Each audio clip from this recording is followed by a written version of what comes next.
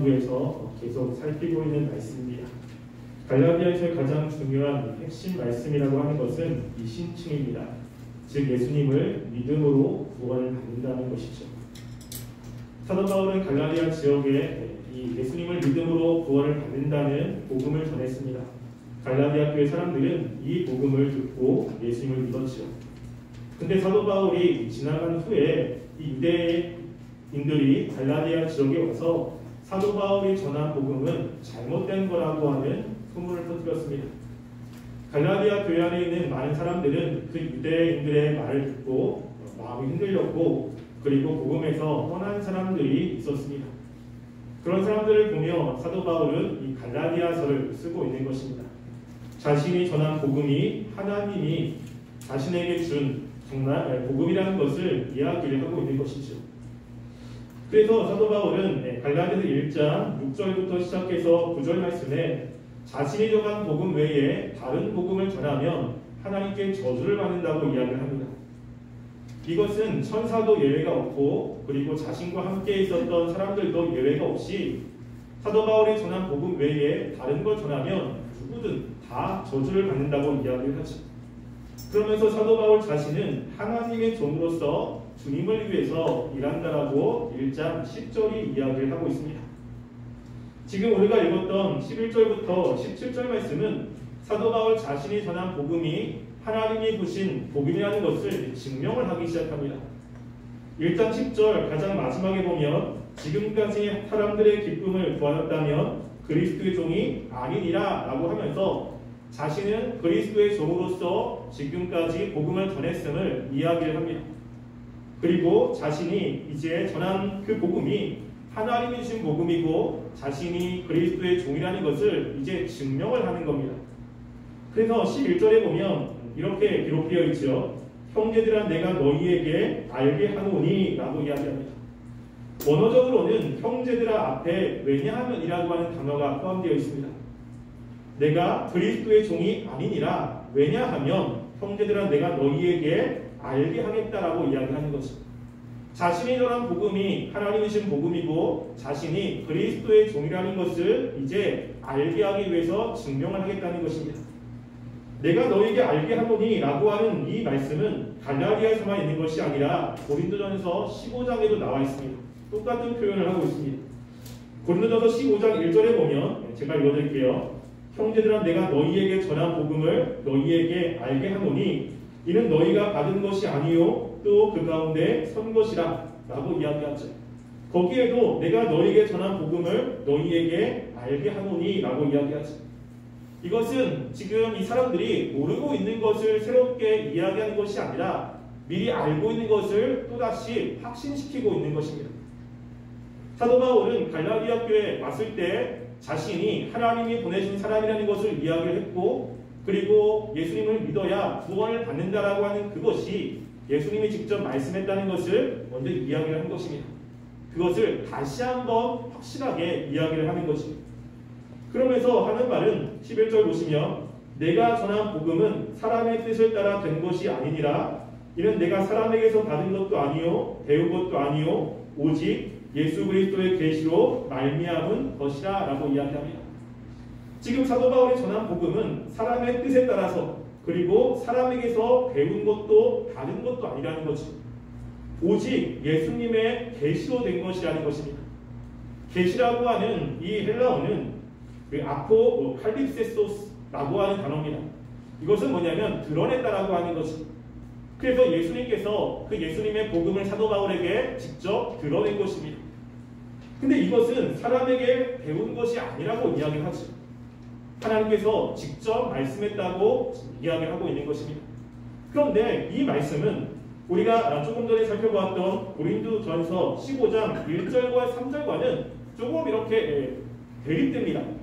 고린도전서 15장 1절부터 3절 말씀을 볼까요? 고린도전서 15장 1절부터 3절 말씀 보겠습니다.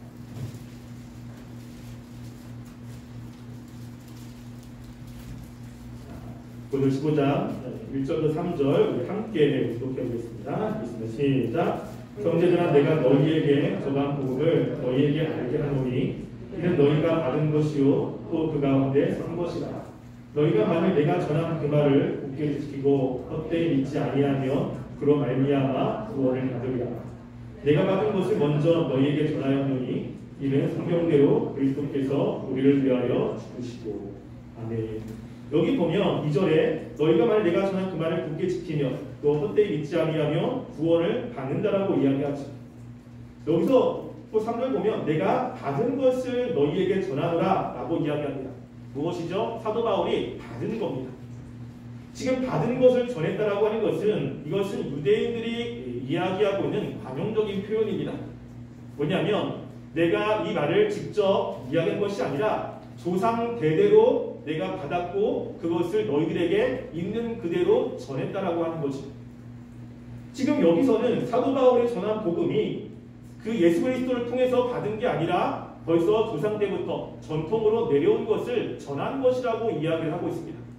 갈라디아서 내용과는 조금 대조적이죠. 갈라디아에서는 뭐라고 이야기합니까? 사람의 뜻으로 된 것도 아니고 사람에게서 배우거나 받은 것도 아니에요. 근데 고린도전서에서 보면 이것은 사람으로부터 전통적으로 받은 겁니다. 그래서 고린도서 15장 11절에 보면 이렇게 이야기하죠. 그러면 나나 그들이나 이같이 전파함에 너희도 이같이 믿었느니라 라고 이야기합니다. 이 차이는 무엇이냐면 지금 고린도 전서에서 이야기하는 것은 사도 바울이 전하는 복음 가운데 그리스도의 십자가 또 죽음 이런 모든 내용들이 다 포함되어 있습니다. 그런데 갈라디아에서에 있었던 그 복음은 무엇이냐면 사도 바울은 이전에 예수님을 믿어야 구원을 받는다라고 하는 것을 믿지 않았습니다. 율법을 지켜야 됐고 그리고 하나님에 대한 열심을 가졌고 그런데 예수님을 직접 만남으로 그의 생각이 바뀐 겁니다. 그래서 예수님을 만남으로 예수님이 메시아라고 하는 것 그리고 예수님을 믿어야 구원을 받는다라고 하는 그 구원의 중요한 본질을 사람에게서 받은 것이 아니라 직접 예수님을 만나고 예수님께로 받은 것이라는 이야기를 하고 있는 것이죠. 그 갈라디아서는 사도 바울이 지금 전한 그 구원의 복음의 가장 핵심 이심층이 예수님을 믿어야 구원을 받는다는 것은 사람들로부터 받은 것이 아니라는 것입니다. 사람들로부터 배운 것도 아니고 직접 내가 예수님을 만나서 예수님에게 직접 받은 것이라는 것을 강조하고 있는 것입니다. 근데 우리가 여기서 한 가지 의문이 되는 것이 있습니다. 그것은 뭐냐면요. 자, 사도 바울이 누구한테 배운 것도 아니에요. 오늘 다메섹에서 주님을 만났다고 이야기합니다. 그리고 예수님께서 직접 자기에게 그 복음을 전해주었다고 이야기하는 거예요. 우리가 사도 바울이 전한 이 복음은 성경에 기록되어 있기 때문에 그렇지 사도 바울이 전한 그 복음 예수님이 직접 찾아왔고 예수님이 준 거기 때문에 복음 맞지라고 생각할 수 있죠. 그런데 정말로 예수님께서 이렇게 찾아온 그 복음이 진짜 맞는가? 여러분 지금도요 어떤 사람들은 그 직통계시를 이야기하는 사람들이 있습니다. 하나님이 나에게 직접 말씀했다는 거죠. 하나님께서 나에게 찾아오셔서 직접 환상으로 보여줬다는 것입니다. 그래서 내가 지금 전하는 이 이야기는 하나님의 뜻인데 이건 사람으로부터 배운 것도 아니고 사람으로부터 나온 것도 아니고 하나님이 직접 나에게 이야기했다면서 전하는 사람들의 이야기 그런 사람들을 믿을 수 있습니까? 믿을 수 없습니까? 우리가 지금 이 복음을 이 당시 배경들을 알기 때문에 그치 당연히 예수님이 사도 바울에게 전했고 그리고 분명히 나타났기 때문에 진짜 복음이야라고 이야기를 하지만 그 당시 사람들은 과연 이것을 믿을 수 있었느냐라고 하는 것입니다.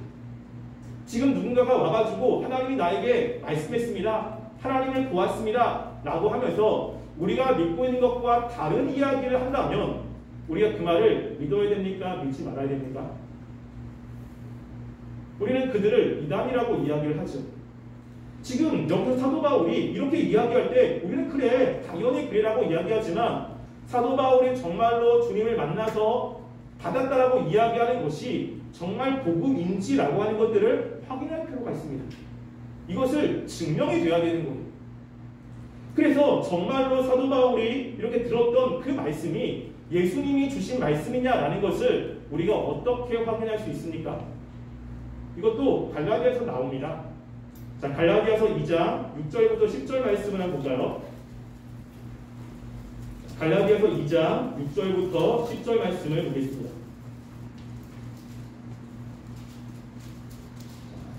갈라디아 2장 6절부터 10절 말씀 한 절씩 교독하겠습니다.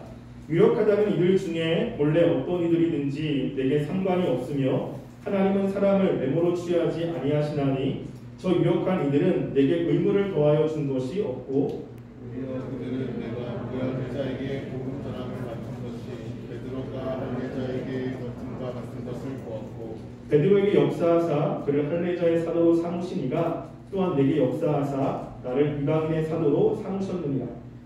기름같이 여기는 야고보와 게바와 요한도 내게 주신 은혜를 알므로 나와 바나바에게 친교의 악수를 하였으니 우리는 이방인에게로 그들을 할례자에게로 가게 하려 함이라. 읽겠습니다. 다만 우리에게 가난한 자들을 기록하도록 부탁하였으니 이것은 나도 본래부터 힘써 행하여 왔노라. 아멘. 여기 보면 지금 사도 바울이 주님을 만나고 난 이후에 14년 후에 예루살렘으로 올라갔습니다. 예루살렘에 가니까 거기에 야고보도 있고 그리고 바울도 베드로도 있습니다. 그래서 그들과 만나서 이제 서로 교제를 하는 거예요. 지금 바울이 전하는 그 복음을 야고보와 베드로에게 이야기를 했습니다. 그 바울이 복음을 들은 것은 사람에게 배운 것도 아니죠. 예수님께 직접 받은 거예요. 그런데 그 사도 바울이 전한 그 복음과 야고보와 베드로가 가지고 있던 복음이 차이가 없었다라고 하는 겁니다. 이게 중요한 거죠. 베드로를 예수님께서는 유대인의 사도로 삼으셨고 그리고 바울은 이방인의 사도로 삼았습니다. 똑같이 유대인에게나 이방인에게나 하나님께서는 똑같은 복음을 이야기를 하죠. 유대인의 사도로 삼은 베드로에게 다른 복음을 전하고 이방인의 사도인 바울에게 다른 복음을 전하지 않습니다. 그냥 복음은 하나밖에 없는 것입니다. 예수님이 바울에게 전한 거나 예수님이 베드로에게 전한 거나 그 내용들에서 차이가 없다면 지금 바울이 전하는 복음은 주님이 말씀하신 복음인 것입니다. 지금 그 얘기를 하고 있는 것입니다. 내가 주님을 만난 이후에 누구에게도 얘기하지 않고 아라비아로 가고 다메섹으로 가서 14년간 말씀을 연구한 것. 근데 하나님을 만난 이것이 정말 주님이 복음이라는 것을 어떻게 하냐면 베드로와 야고보에게 이야기를 했는데 그들이 나에게 친교의 악수를 내밀었다는 것입니다. 9절 보면 또 기둥같이 여기는 야고보와 게바와 요한도 내게 주신 은혜를 알므로 나와 바나바에게 친교를 악수를 하였으니 우리는 이방인에게로 그들은 할례자에게로 가게 하려 함이라라고 이야기합니다. 사도 바울이 전한 복음에 무엇인가 수정을 해야 될 것이 하나도 없었다는 것이죠. 이것이 증명이 되고 있는 것입니다. 무엇인가 내가 하나님께서 직접 말씀했다. 이게 하나님의 뜻이다라고 이야기할 때 그 하나님의 뜻이 기존에 하나님을 믿었던 사람들이 전하는 말씀과 다른 것이라면 그건 믿을 수가 없다는 것입니다. 왜냐하면 우리가 믿는 하나님은 과거부터 지금까지 변함이 없는 하나님이세요. 하나님의 뜻은 바뀌지 않습니다. 성부, 성자, 성령 하나님이 삼위 하나님이신데 삼위 하나님의 목적이 같고 그리고 뜻이 같습니다. 성부와 성자 하나님의 어떠한 의견의 차이가 하나도 없습니다. 지금 역사하는 성령 하나님도 마찬가지죠. 성령 하나님이 역사하시는데 성령 하나님이 성부 하나님과 성자 하나님과 다른 뜻을 가지고 있다면 삼위일체 교리에 문제가 생기는 것입니다. 하나님은 완벽한 지혜와 그리고 완벽한 능력으로 그리고 분명히 하나된 목적으로 이를 추구하십니다. 그래서 내가 하나님께 무엇인가 들었다, 깨달았다라고 하는 것이 성경 안에 그리고 그동안 하나님께 쓰임받았던 사람들과의 그 이야기가 충돌이 된다. 그러면 문제가 생기는 거예요. 이 역사성이 굉장히 중요한 것입니다. 그래서 지금 사도 바울도 내가 전한 이 복음은 하나님께서 직접 주신 것인데 이게 주님의 복음이라는 것은 주님이 나에게 직접 오셔서 말씀한 것도 있지만 이것이 증명되는 것은 야고보와 베드로와 다르지 않다라고 하는 것입니다. 우리가 늘 이것을 확인해야 돼요. 그래서 하나님이 말씀했다, 하나님이 직접 무엇인가를 나한테 음성으로 들렸다, 그럴 때 조심하셔야 돼요. 과연 그것이 그동안 하나님을 믿었던 사람들이 가지고 있는 복음과 그들의 신앙과 다른 것이라면 그것은 하나님이 말씀하신 것이 아닙니다. 지금 그것을 이야기를 하고 있는 것이죠. 두 번째는 뭐냐면 지금 자신이 받은 것이 예수님이 직접 주신 것이라는 것을 증명할 때 두 번째는요. 13절부터 17절까지 이야기를 하고 있습니다.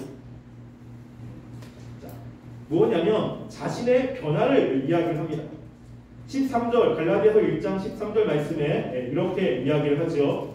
내가 이전에 유대교회에 있을 때에 행한 일을 너희가 들었거니와 하나님의 교회를 심히 박해하여 멸하고 라고 이야기합니다.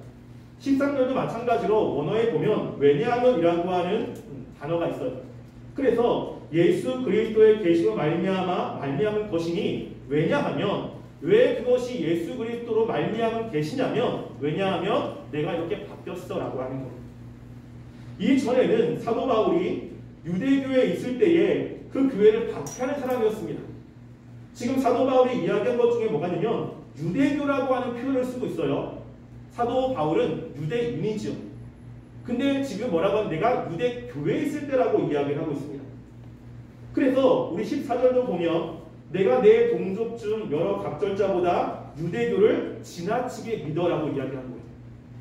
지금 사도 바울이 변화되고 나니까 자신이 예전에 몸담고 있었던 그곳이 유대교예요. 유대교라는 것은 어떤 것이냐면요. 이런 것입니다. 유대 신념과 관례가 모세 율법과 토라에서 발전된 전통을 성문화한 그대로 지키고 있는 거예요. 뭐죠? 모세 율법을 그대로 지키고 있는 것입니다. 그래서 지금 이 사도 바울은 모세가 얘기한 그 전통들을 열심히 지키고 있는 거예요. 율법, 그리고 성전, 그리고 말씀을 지켜야 되는 것, 할례 이런 것들을 정말로 열심히 지켰습니다. 그런데 사도 바울이 지킨 그것을 또 뭐라고 이야기하냐면 14절 말씀에 또 보면요. 내가 내 동족 중 여러 영갑자보다 유대교를 지나치게 믿어 내 조상의 전통에 대하여 더욱 열심히 있었으나 라고 이야기하는 거예요. 자기 유대교에 있었을 때 정말로 열심히 했던 것이 무엇입니까? 전통이라고 하네요. 전통. 이 전통이라는 것은 바리새인들이 만든 것이고 그리고 유대인들의 삶에서 나왔던 그들의 문화와 관련되어 있고 역사와 관련되어 있습니다. 하나님의 말씀 가운데 우리가 정말 하나님의 뜻대로 잘 살려면 어떻게 해야 될 것이냐 라는 것들을 사람들이 구안해내서 그 구안한 것들을 가지고 체계화시키는 것이 전통이죠.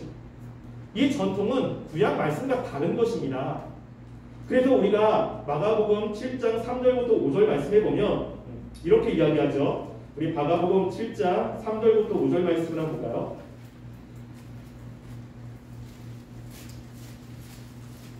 마가복음 7장 3절부터 5절입니다.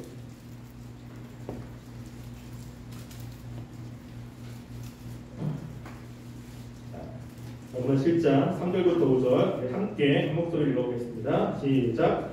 바리새인들과 모든 유대인들은 장로들의 정통을 지켜 손을 잘 씻고 않고는 음식을 먹지 아니하며 또 시장에서 돌아와서도 물을 뿌리지 않고서는 먹지 아니하며 그 외에도 여러 가지를 지켜 보는 것이 있으니 장과 주갈과 녹그릇을 씻으리라.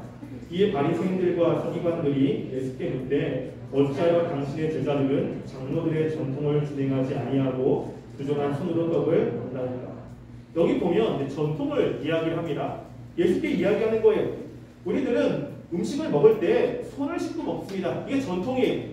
왜냐하면 손을 씻고 먹지 않으면 부정해질 수 있습니다. 손에 더러운 것이 있기 때문에.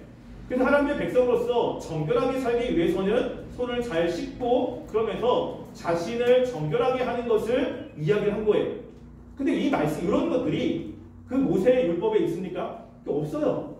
그러니까 자신들이 볼 때 우리가 어떻게 하면 하나님의 백성으로 좀 더 정결하게 살 수 있을까 고민을 한 거예요. 그러다가 우리 하나님의 백성으로서 정결하게 살려면 그래 우리 밥을 먹을 때 먼저 손을 씻고 먹자. 이렇게 해서 우리의 좀 정결함을 지키자. 안식일을 지킬 때 어떻게 하면 일을 하지 않고 하나님 말씀한 대로 지킬 수 있지? 그래 안식일에 얼마 정도는 가지 말게 하자. 또는 우리가 일을 하지 말아야 되니까 과연 일이 뭘까? 그러면 뭐 비비는 거 이런 거 일이라고 치자 라고 하면서 나름대로 그들의 조상들이 만들어낸 전통이 있습니다. 이 전통은 하나님의 말씀대로 잘 지키려고 하기 위해서 그냥 고안한 거예요. 이게 말씀이 아닌 거예요. 그런데 문제는 뭐냐면 이것이 시간이 지나오면서 그 전통이 하나님의 말씀의 권위처럼 여겨진다는 것입니다.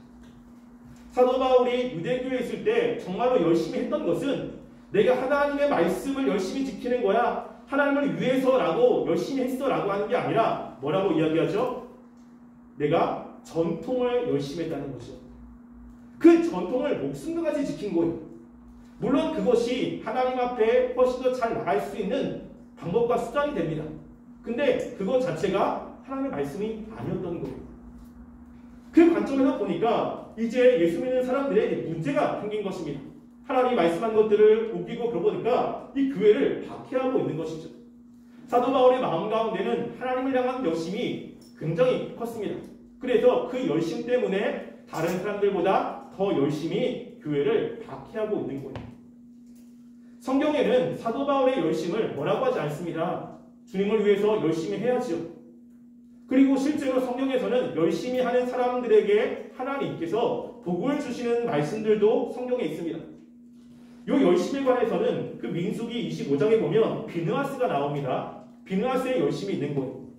이스라엘 백성들이 시딤에서 바알 부올 사건이 있습니다. 뭐냐면 그 다른 민족과 음행 사건이 벌어지게 된 거예요. 그것 때문에 이스라엘 백성에게 하나님께서 진노를 내렸습니다. 이스라엘 백성만의 전염병이 막 돌기 시작하는 거죠. 이스라엘 백성들은 하나님 앞에 회개를 하는데 그 중에 어떤 사람이 이방인을 데리고 와서 몰래 음행을 하는 거예요. 이것을 비느하스가 봤습니다. 그래서 비느하스가 하나님을 향한 열심으로 그 사람들의 뒤를 쫓아가서 음행을 하고 있는 그 두 사람을 창으로 찔러서 죽이지요. 하나님이 그것을 보면서 야, 너가 나에게 열심이 있다. 그래서 내가 너한테 영원한 제사장을 직분을 주겠다라고 하는 언약을 세웁니다. 하나님을 향한 그런 열심은 굉장히 좋은 거죠. 근데 문제는 뭐냐면 이 열심은 있는데 뭐가 문제냐면 방향성이 문제인 거예요. 방향성. 항상 문제는 방향성입니다. 무엇인가 열심히 하는 것은 되게 좋은 거예요. 그런데 방향성이 잘못된 열심은 교회를 깨트린다라고 하는 거예요. 사도 바울은 굉장히 열심이었어요. 근데 뭐죠? 하나님을 위한 열심이 아니었어요. 하나님의 교회를 깨트렸다라고 하는 것입니다. 근데 그 열심은 뭐냐면 사도 바울이 이야기했듯이 하나님을 믿는 사람으로서 주님을 위한 열심이 아니라 유대교회에 있을 때 전통의 열심이 한 거예요.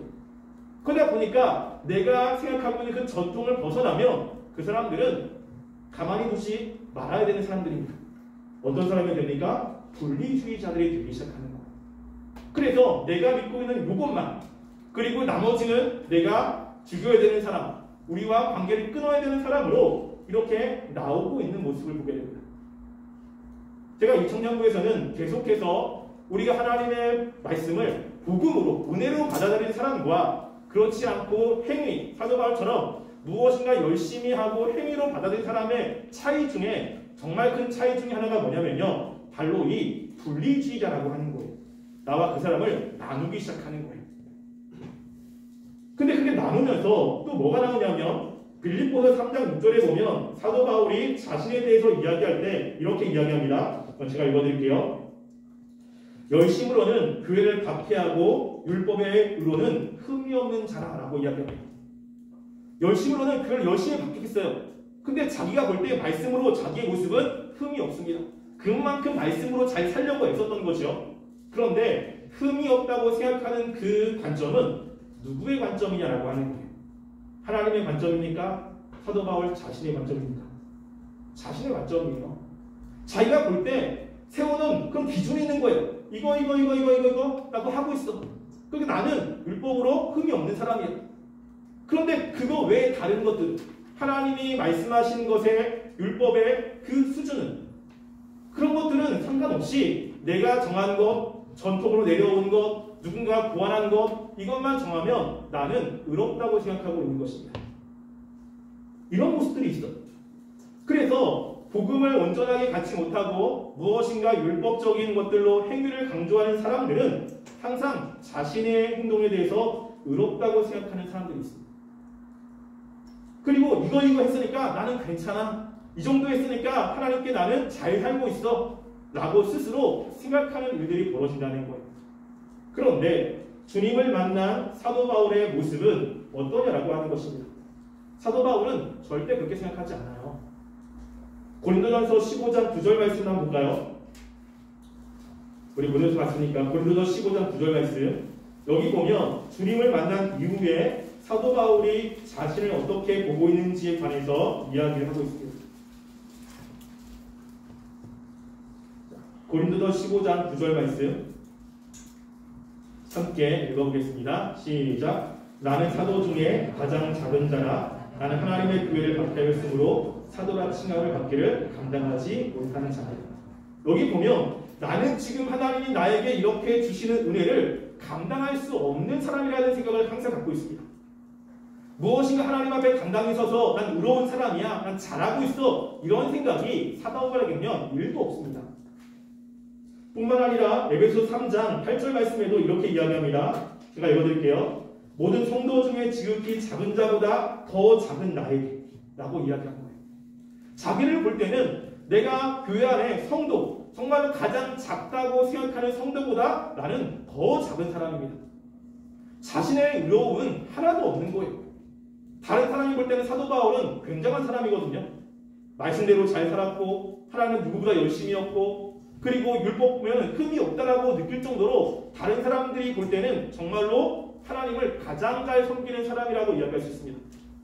근데 그건 다른 사람의 관점이고 주님을 알고 난 이후에 사도 바울이 자기가 자기를 볼 때면요 자기의 죄가 그렇게 많은 거예요. 교만할 수가 없는 것입니다. 다른 사람보다 낫다고 이야기할 수 있는 것이 아무것도 없다는 거죠. 왜? 자신이 지금 자신 된 것, 그리고 자신이 하나님의 백성이 된 것은 자신의 의로움이 아니라 철저하게 그리스도의 십자가, 하나님의 은혜 때문이라는 것을 뼈저리게 느끼고 있는 것입니다. 사도 바울이 이렇게 변화된 것이죠. 사도 바울은 주님을 알기 전에는 철저하게 전통주의였습니다. 이걸 지켜야 돼. 이렇게 하는 사람들, 이렇게 하는 사람들은 우리 편, 이렇게 하지 않으면 적. 그래서 이렇게 하면 잘 사는 거고 나는 이거 이렇게 했으니까 율법으로 의롭다는 생각을 가지고 있었어요. 근데 주님을 만나고 난 다음에는 그의 삶이 바뀌었습니다. 그래서 주님을 정말로 만나고 주님의 은혜 가운데 있는 사람들의 중요한 공통점은 뭐냐면 변화가 된다라고 하는 거예요. 근데 그 변화가 어떤 변화냐면 다른 사람과 나를 나누고 경쟁하고 싸우고 시기하는 것이 아니라 사도 바울은 가면서 그 사람들을 사랑하며 연합하려고 하는 것입니다. 우리가 야고보서 2장 13절부터 18절 말씀에 보면 하나님이 주시는 지혜와 마귀가 주는 지혜를 대조를 시키고 있습니다. 마지막으로 그 말씀을 한번 찾아보겠습니다. 야고보서 2장 13절부터 18절 말씀입니다.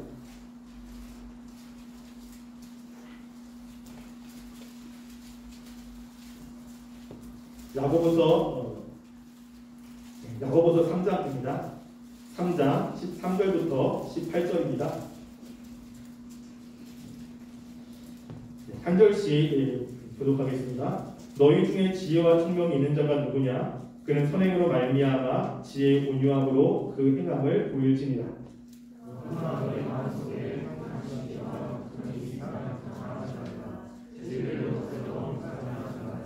이런 지혜는 위로부터 내려온 것이 아니요 땅 위의 것이요 정욕의 것이요 귀신의 것이니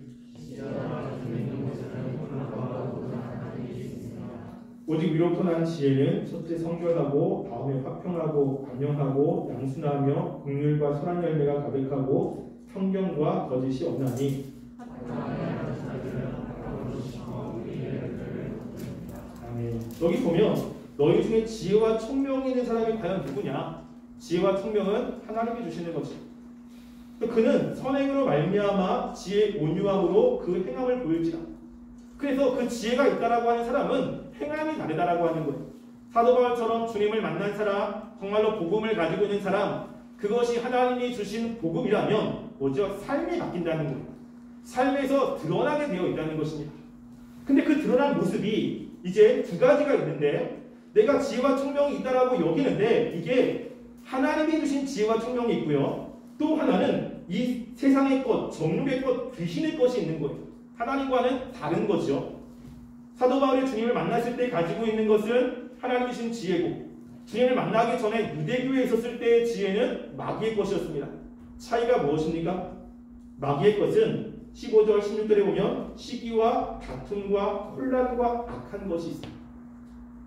왜 시기가 나옵니까? 다른 사람과 나가 비교하는 거예요. 왜 비교하냐면 행위를 비교하죠. 저 사람이 나보다 낫네? 그러면 시기하게 되고, 나보다 못하네? 그럼 무시하게 되고, 그러면 서로 싸우는 거예요. 왜 싸우냐면 행위죠, 행위. 그런데 은혜가 있으면 내 어떤 행위와 어떤 조건이 아니라 전적인 하나님의 은혜라면 그 사람도 은혜고 나도 은혜입니다. 그럼 어떻게 되죠? 하나님이 있는 거예요. 그래서 17절에는 위로부터 난 지혜, 하나님이신 지혜는 성결하고 화평하고 관용하고 양순하고 긍휼과 선한 열매가 가득하여 편견과 거짓이 없나니 화평하게 하는 자들은 화평으로 심어 의의 열매를 맺느니라. 중요한 건 화평이라고 하는 것입니다.